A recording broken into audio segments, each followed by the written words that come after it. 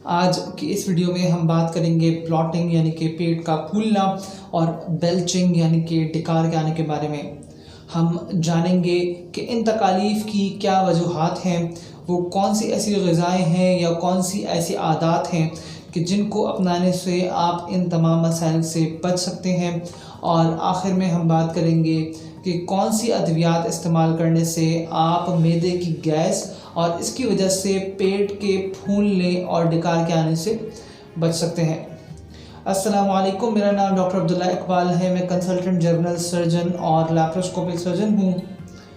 اس سے پہلے کہ ہم شروع کریں، اگر آپ نے ابھی تک میرا چینل سبسکرائب نہیں کیا تو سبسکرائب کیجئے اور برابر میں لگا گھنٹی کا بٹن بھی دبا دیجئے تاکہ آپ کو تمام نئی آنے والی ویڈیوز کا نوٹیفیکیشن ملتا رہے۔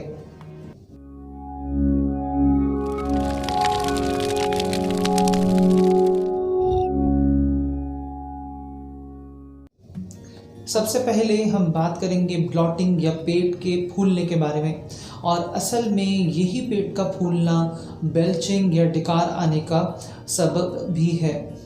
میں یہاں پہ آپ کو یہ بتاتا چلوں کہ کسی کے بھی پیٹ کے پھولنے کی 3 بڑی وجوہات ہیں، جس میں نمبر 1 گیس کی وجہ سے پیٹ پھول سکتا ہے، نمبر 2 پٹھوں کی کمزوری کی وجہ سے پیٹ پھول سکتا ہے یا باہر کی طرف آ سکتا ہے، اور نمبر 3 پیٹ میں پانی کی وجہ سے پیٹ پھول سکتا ہے۔ ہم ان تینوں کے بارے میں بات کریں گے، مگر پہلے ہم بات کرتے ہیں پیٹ میں گیس کی وجہ سے پیٹ کے پھولنے کے بارے میں۔ یہاں پہ میں آپ کو یہ بتاتا چلوں کہ ہمارا پیٹ اس لیے پھولتا ہے کیونکہ ہم ہوا کو غذا کے ساتھ سوالو کرتے ہیں یا نگل لیتے ہیں، اور اس کی کئی وجوہات ہو سکتی ہیں، مگر جو سب سے زیادہ کامن وجہ ہے وہ ہے تیز کھانا یا جلدی میں پانی پینا۔ اس کے علاوہ کچھ ایسی غذائیں ہیں اور کچھ ایسی بیماریاں ہیں کہ جن کے باعث بھی پیٹ پھول سکتا ہے یا بھرا ہو سکتا ہے۔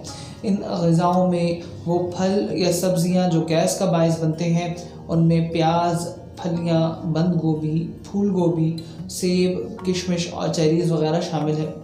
ان کے کھانے سے مریض میں گیس زیادہ بنتی ہے اور پیٹ پھولا ہو سکتا ہے، یا ڈکاریں زیادہ آ سکتی ہیں، یا پھر پخانے کی جگہ سے گیس زیادہ خارج ہو سکتی ہے۔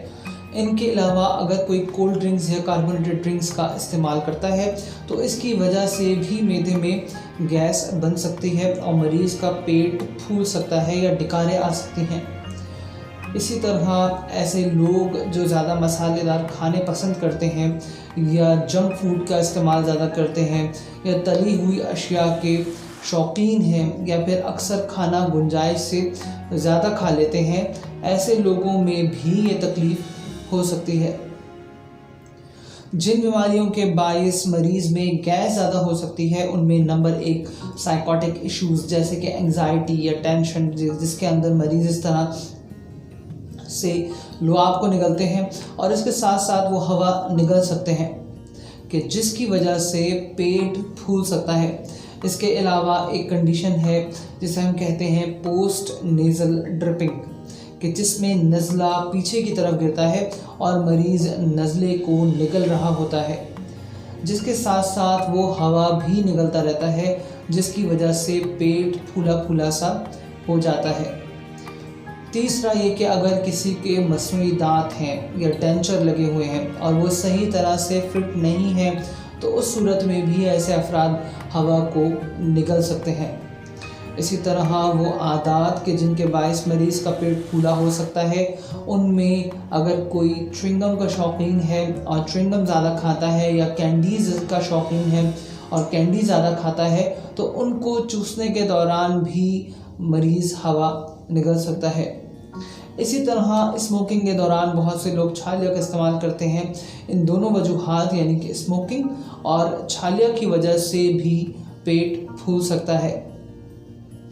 یہ وہ عام عادات ہیں کہ جن کی وجہ سے کسی کا پیٹ پھولتا ہے، اور جب بھی معدے میں موجود ہوا معدے سے معدے کی نالی کی طرف یعنی اوپر کی طرف آئے تو آواز کرتی ہے، جسے ہم بیلچنگ یا ڈکار کہتے ہیں۔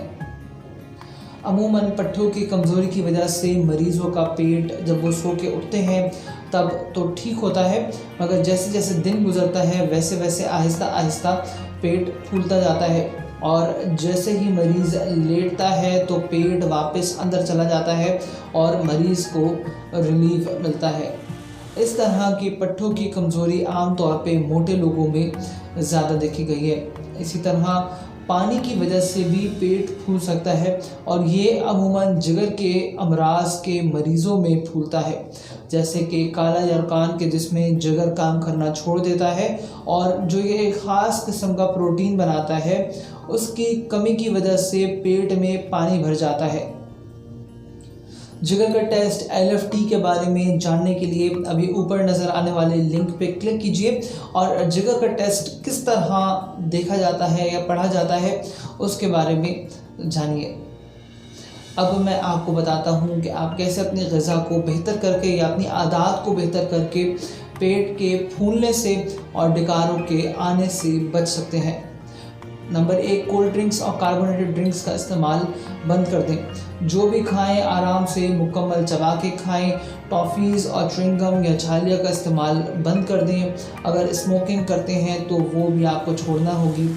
मिर्च वाले खाने या तली हुई अशिया का इस्तेमाल ना करें। अगर आपको नज़ले की शिकायत है तो इसके लिए आप एक टैबलेट फैक्सिट 120 mg एक गोली दिन में एक दफ़ा ले सकते हैं। अगर आप एंग्जाइटी या टेंशन का शिकार हैं तो आप साइकेट्रिस्ट से रब्ता करें। अगर किसी का पेट पट्ठों की कमज़ोरी की वजह से फूल रहा है तो इस वजह से पेट के फूलने में एक ख़ास किस्म की बेल्ट जो पेट पे बांधी जाती है जिसे एब्डोमिनल बेल्ट कहा जाता है वो आप इस्तेमाल कर सकते हैं। इसके अलावा ज़्यादा गैस और पेट के फूल जाने के लिए आप सिरप डाइजेक्स MP 2 चम्मच दिन में 2 दफ़ा या हस्ब ज़रूरत भी ले सकते हैं। अगर आप मैदे की बीमारियों के बारे में मज़ीद जानना चाहते हैं तो इस चैनल को ज़रूर सब्सक्राइब करें, क्योंकि मैं जल्द ही इस टॉपिक पे एक बहुत ही अहम वीडियो अपलोड करूँगा। मुझे उम्मीद है कि आपको आज की वीडियो ज़रूर पसंद आई होगी।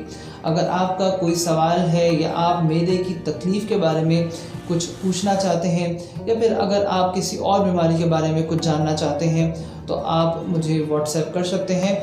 मेरा व्हाट्सएप नंबर है 032123636111। आज के लिए इतना ही। मैं डॉक्टर अब्दुल्ला इकबाल। अल्लाह हाफ़िज़।